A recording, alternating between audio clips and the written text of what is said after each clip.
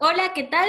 Mi nombre es Claudia Anzorena, vivo en Mendoza, soy investigadora de CONICET en el área de Sociología y Ciencias Sociales. Hago estudios feministas, soy feminista, activista feminista, pertenezco a una organización que se llama La Malona, Colectiva Feminista, que acompañamos a mujeres en situación de aborto en Mendoza y de la campaña nacional por el derecho al aborto legal, seguro y gratuito. Cuando vamos a hablar de género, lo primero que tenemos que hacer es encarnar qué significa tener un género, tener una identidad genérica. Las cuestiones de género son algo que tenemos que vivenciar y que ver, porque la discriminación hay que vivenciarla y verla. Del mismo modo que nosotras y nosotros y ustedes que son funcionarios del gobierno ven en el tema de la pobreza, por ejemplo, un problema social que los angustia, que los ocupa, que los preocupa muy grande, tienen que empezar a ver la cuestión de las desigualdades de género del mismo modo. Entonces, lo que nosotras venimos a hacer y lo que la ley Micaela viene a hacer es a tratar de profundizar esto que nosotras venimos viendo hace décadas, que tiene que ver con que en nuestra sociedad hay sujetos que estamos subalternizados y discriminados. ¿Qué es el género? Esa es una pregunta fundamental. Y el género es, bueno, en cada sociedad existen una serie de características, de roles, de expectativas, que son históricas, que son políticas, que son culturales, que son consideradas como una propiedad natural que deviene de tener un sexo y no otro. ¿Por qué es importante decir que viene de tener un sexo y no otro? Porque hay cuestiones que se esperan de aquellas personas que nacen con vagina y hay cuestiones que se esperan de aquellas personas que nacen con pene. Estas determinaciones son atribuidas a cada persona de acuerdo al sexo biológico desde que nace hasta que muere, y a través de una gran variedad de mecanismos, de la socialización, de la escuela, del trabajo, de la universidad, de las amistades, de las relaciones sociales. Toda la sociedad hace un mecanismos a través de los cuales va atribuyendo y dando estas características, roles y expectativas, de acuerdo al sexo biológico, a cada persona. Estas determinaciones sociales y subjetivas de género estructuran las relaciones sociales en todos los ámbitos de la vida. Atraviesan todos los ámbitos de lo social, lo económico, lo político, y no solamente lo relativo a lo personal subjetivo y a lo doméstico. O sea, las relaciones de género subyacen en todos los órdenes que configuran la sociedad. Por eso es tan importante que se lo vea en todas las dimensiones y no solamente en aquello que tiene que ver con problemáticas específicas de sujetos específicos. También es importante pensar que la vida de los sujetos, de las personas, las formas en que sentimos, en que pensamos, en que nos educamos, en que hablamos, inclusive el acceso a los recursos materiales, económicos que tengamos, está mediada por la condición de género y las relaciones entre los géneros. ¿Qué significa esto? No va a sentir, no va a pensar y no va a acceder a los mismos recursos un varón blanco que pertenece a una clase social que una mujer blanca que pertenece a la misma clase social. No sentimos del mismo modo. Esta cuestión que decimos las mujeres lloran, los varones no lloran, que ya es como algo como muy superficial, como que ya hemos avanzado un montón en esto, significa esto, que todas las formas en que sentimos, vivimos y accedemos a ciertos recursos o no, está mediada por la condición de género y la relación entre los géneros.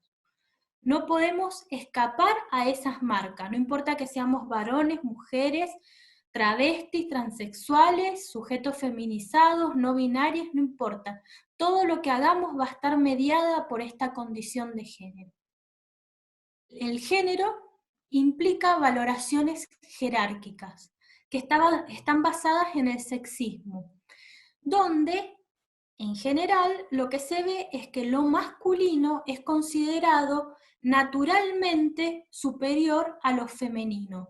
Por tanto, lo masculino es superior a aquello que está denominado como mujeres o como sujetos feminizados. ¿Por qué es esto?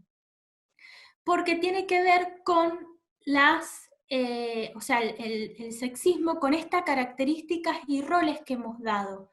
Si nosotros nos ponemos a pensar cuáles son las características, cuáles son las expectativas que hay sobre un niño y las expectativas que hay sobre una niña, todo aquello que caiga sobre el varón va a ser considerado superior a lo que caiga sobre la mujer.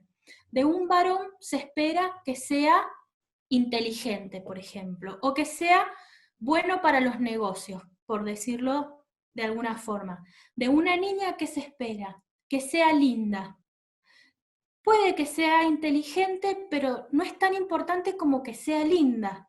Entonces, si nosotras abstraemos estos dos conceptos, inteligencia y habilidad para los negocios, y ser linda y belleza, de estos dos atributos que son calificativos, la inteligencia va a ser superior a la belleza. Entonces, así es como se va estructurando toda estas valoraciones jerárquicas de aquello que es atribuido a lo masculino, de aquello que es atribuido a lo femenino. ¿Y por qué decíamos que era natural? Porque como dijimos más arriba, estas características, roles y expectativas son consideradas propiedades naturales, o sea, biológicas, del sexo con el que nacemos.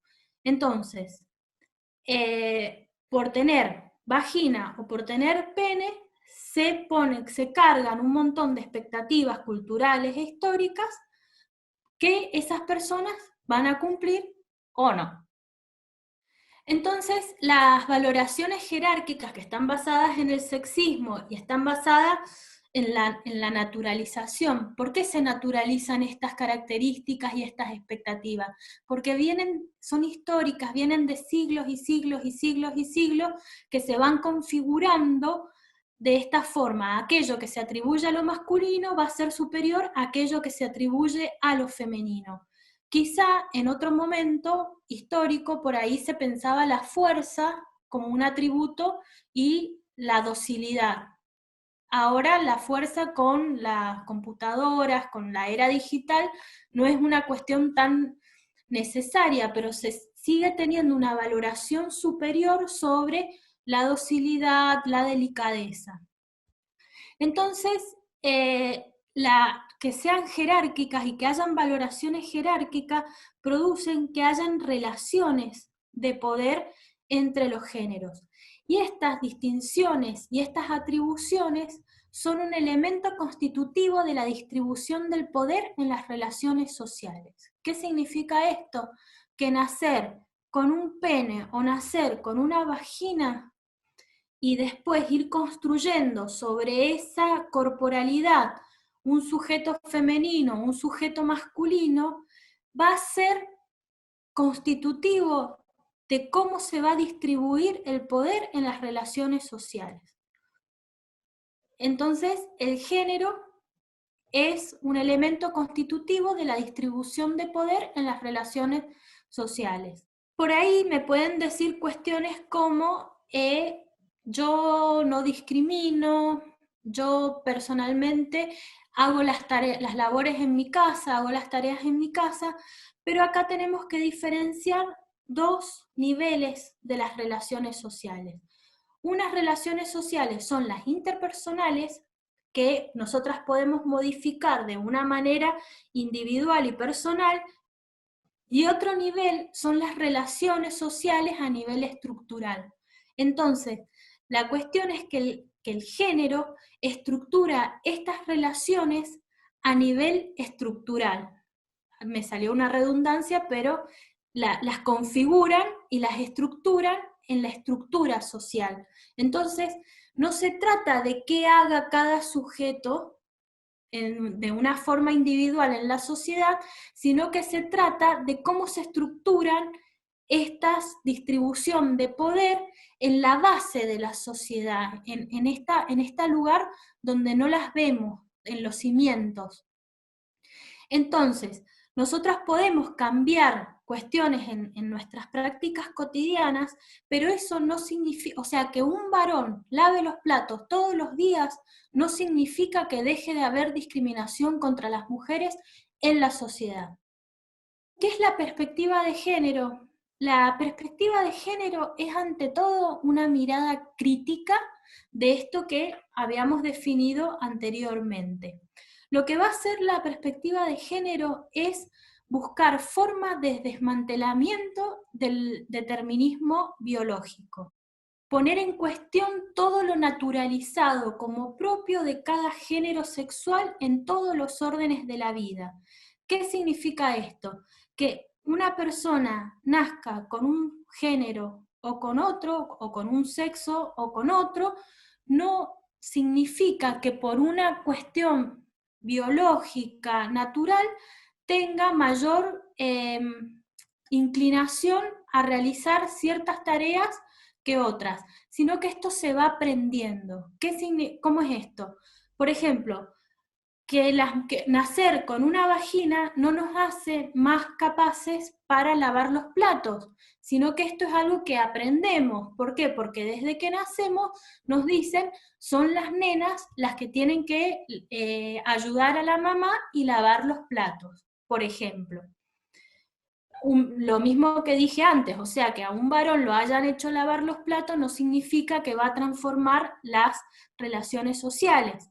Lo mismo con el tema de ser hábiles con los negocios. No por haber nacido con un pene de una forma natural se es más hábil con los negocios, sino que es algo que se aprende en la socialización.